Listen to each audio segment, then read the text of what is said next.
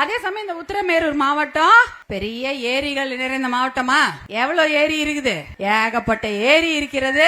ஏதாவது தூர்வாரி இருக்காங்களா? அனைத்து இந்திய அண்ணா திராவிட முன்னேற்ற கழகத்துல அந்த சமயம் கொஞ்சம் தூர் வாரினாங்க. அதற்கப்புறம் ஒரு தூரே வாரல. 5 வருடங்களாக தூர் வாரப்படாத ஏரி இல்லையா? பரந்தூர் ஏரி இருக்கிறது, உத்திரமேரூர்ல பெரிய ஏரி இருக்கிறது, இவ்வளோ ஏரி இருக்கிறது. இந்த ஏரிகளில் தூரே வாரலானா இந்த ஊர்ல என்ன முக்கியமான தொழில்? விவசாயமா? சரியா? நீங்க எல்லாம் தொழிற்சாலையில இல்ல விவசாயத்துக்கு முக்கியத்துவம் கொடுத்திருக்கிறாங்க இல்ல. இந்த பகுதி என்ன சொல்லுவாங்கன்னா தொண்டை மண்டலம் அப்படின்னு சொல்லுவாங்க.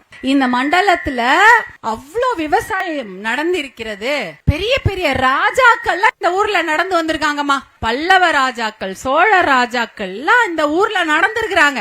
எங்க இருந்து தெரியுமா ஆரம்பிப்பாங்களாம்? சென்னை பக்கத்துல கடற்கரை இருக்கு, அங்கேருந்து ராஜாக்கள் நடந்து வருவாங்களாம். ஆயிரக்கணக்கான குதிரை, அது மேல குதிரை வீரர்கள், ஆயிரக்கணக்கான யானைகள், அதன் மேல் யானைப்படை வீரர்கள், ஆயிரக்கணக்கான காலாட்படை வீரர்கள் இந்த வழியா நடந்து வருவாங்க.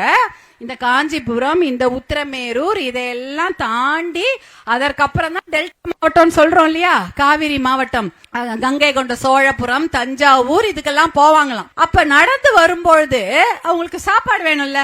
இந்த மண்டலத்துல தான் அவ்வளவும் நெல் விளையும் பூமி. அவ்வளவு நெல் கிடைக்குமா, சோறு கிடைக்குமா?